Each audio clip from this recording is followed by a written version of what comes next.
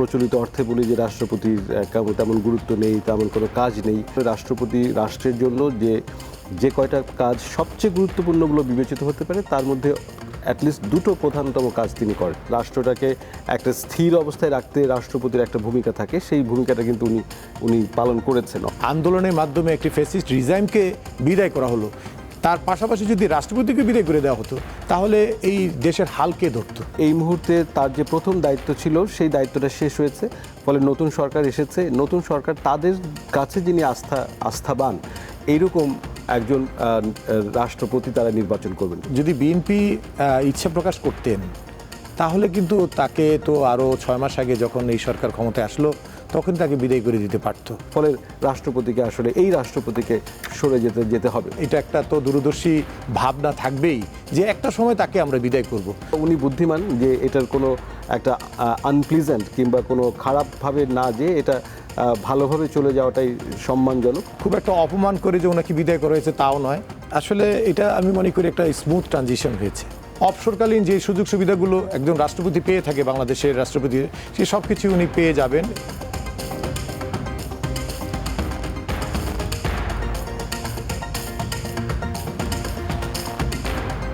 এই যে ঘটনাটা এবং ঘটনার পরম্পরা যেটা শুনলেন বা আপনি খেয়াল করেছেন এবং পদত্যাগপত্র আপনি পড়েছেন, তিনি সেখানে কি কি লিখেছেন, সেটা দেখে আপনার কি মনে হয় এর মধ্যে একদম সহজ সরলভাবেই দেখবো নাকি এটা একটু তলিয়ে দেখার বিষয় আছে?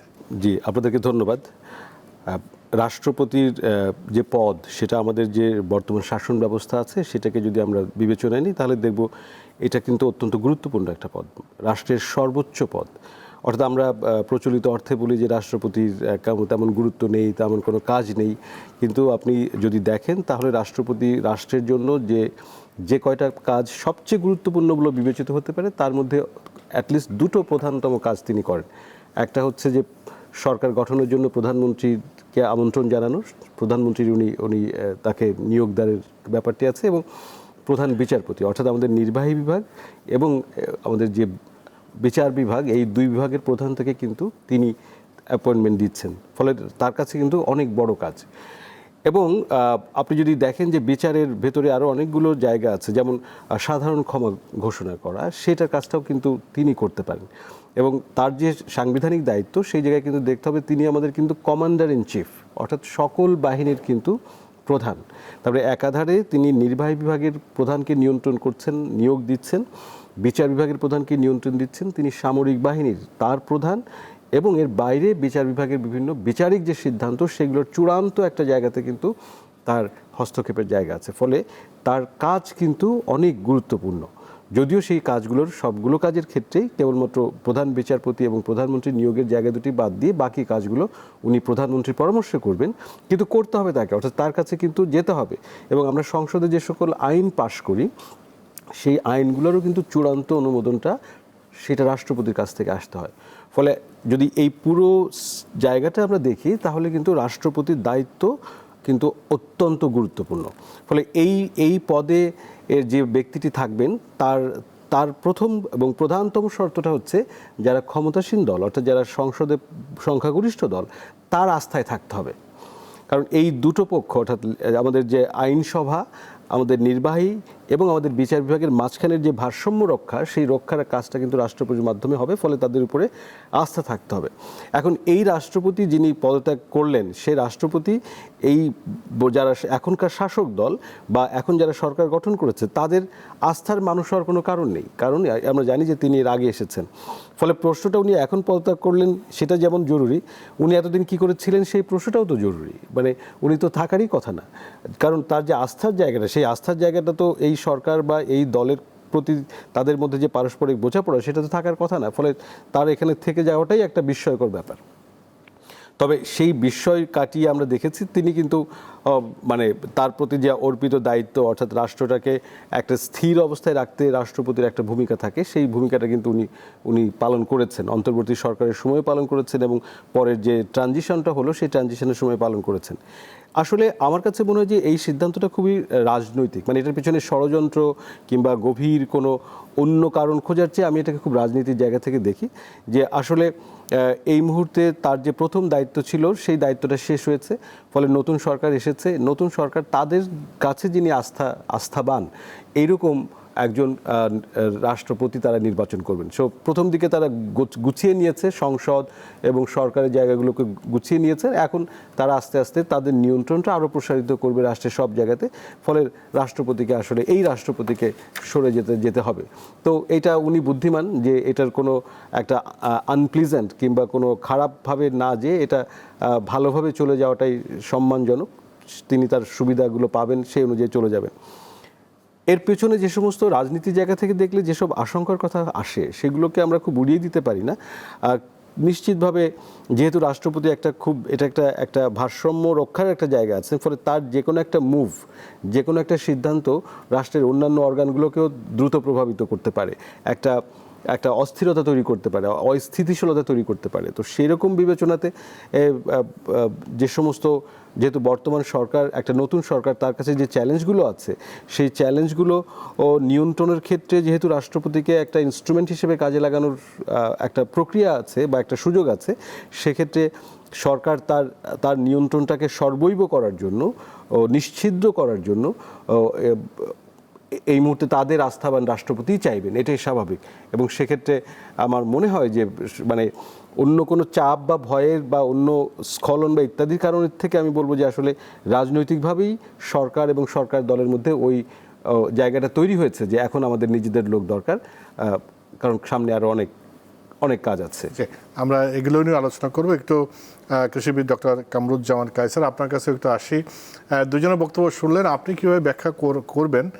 বিশেষ করে আমরা অনেক রকম কথাবার্তা শুনেছি, লন্ডনে যে কথা বলেছেন সেটা যদিও তিনিও অস্বীকার করেছেন, আজকে স্বরাষ্ট্রমন্ত্রী তিনিও বলেছেন কথা বলার জন্য তো আর লন্ডনে যাওয়া লাগে না।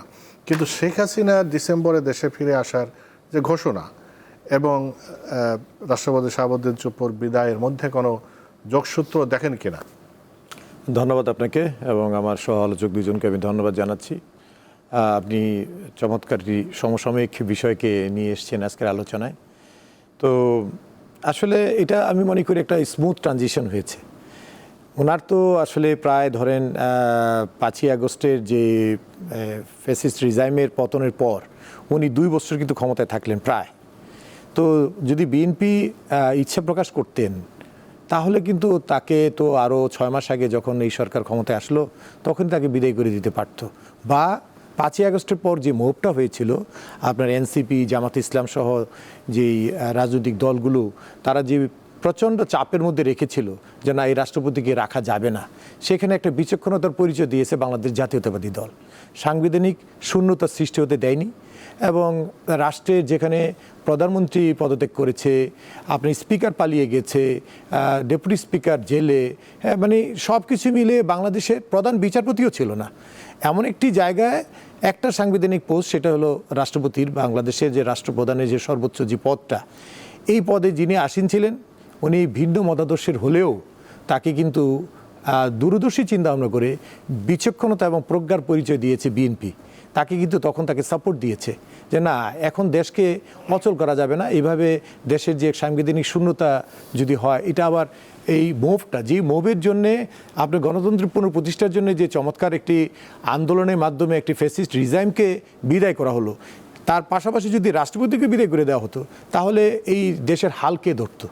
এই কথা চিন্তা করে কিন্তু আপনার বাংলাদেশ জাতীয়তাবাদী দল তাকে সাময়িকভাবে রেখেছে।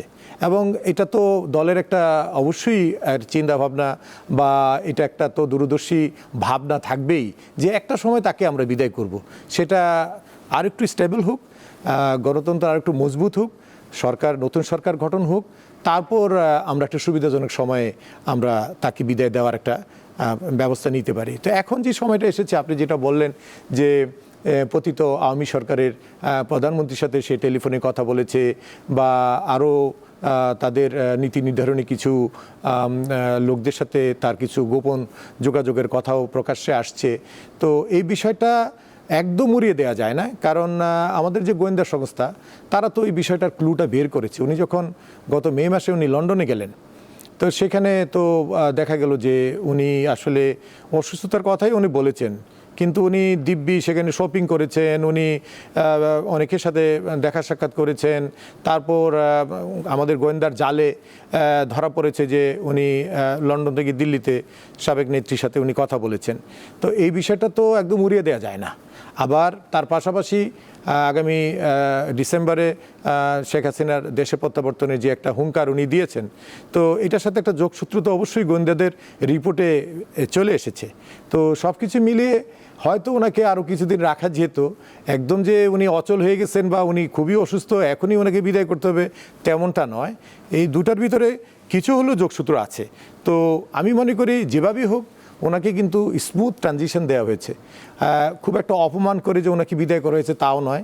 উনি আজকে আমি দেখলাম যে উনি বঙ্গভবন থেকে ওনার গুলশানের ফ্ল্যাটে উনি চলে গিয়েছেন। ওনাকে সম্পূর্ণ প্রোটোকল দিয়ে তাকে তার বাসায় ফেরত পাঠানো হয়েছে। এবং অবসরকালীন যে সুযোগ সুবিধাগুলো একজন রাষ্ট্রপতি পেয়ে থাকে, বাংলাদেশের রাষ্ট্রপতির, সেই সব কিছু উনি পেয়ে যাবেন, এই ধরনের একটা বিষয় কিন্তু গণমাধ্যমে এসেছে। তো আমি মনে করি যে তার অসুস্থতা আছে, এটা সত্যি কথা। তো তার পাশাপাশি রাজনৈতিক কিছু বিষয় এখানে মানে চলে এমন এসেছে। অসুস্থতা না যে এত তাড়াহুড়ো করে, হ্যাঁ সেটা আমি বললাম যে এমন অসুস্থতা না যে তাকে এখনই বিদায় করতে হবে, কিন্তু এখানে একটা রাজনৈতিক কিছু বিষয় এখানে জড়িত থাকার কারণে হয়তো এই ট্রানজিশনটা একটু আর্লি হয়ে গিয়েছে আর কি।